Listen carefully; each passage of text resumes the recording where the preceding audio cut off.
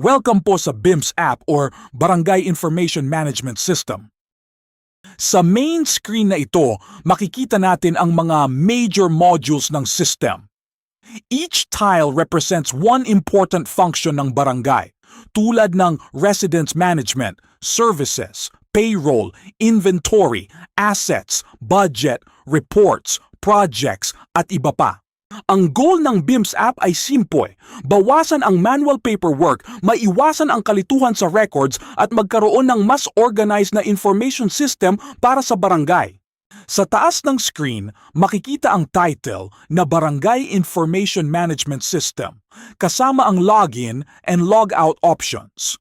Sa right side naman, makikita ang logged-in user profile. Ibig sabihin ang access sa system ay controlled at bawat user ay may sariling role and permission.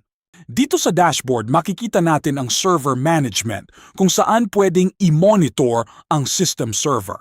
Meron ding barangay residence management na ginagamit para sa resident records, household information, and other resident-related data. Meron ding barangay services management para sa mga services na binibigay ng barangay at barangay chat management para sa communication features ng system. Para naman sa internal operations, nandito ang payroll management, inventory management, and assets management. These modules help the barangay track employees, supplies, issued items, purchased items, equipment, and properties. Makikita rin natin ang COA and AIP reference setup, which is important for accounting and reporting structure. Meron ding financial reports management, kung saan inaayos ang financial reports ng barangay.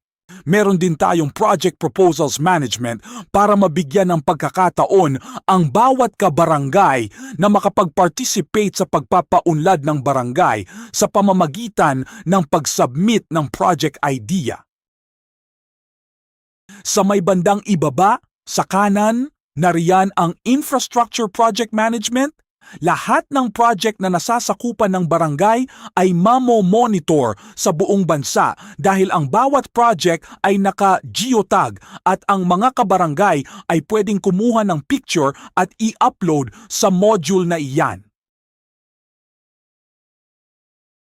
Sa lower part ng dashboard, makikita ang UI Access Control Management. Ito ang ginagamit para i-control kung anong modules or actions ang pwedeng ma-access ng bawat user role.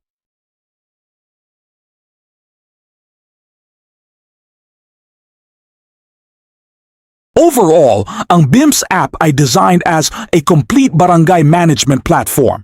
Hindi lang siya simpleng record-keeping system. It combines administration, finance, reporting, inventory, projects, services, and security access control into one organized application. Sa next part ng tutorial, isa-isahin natin ang important modules para makita kung paano ginagamit ang BIMS app sa actual barangay operation.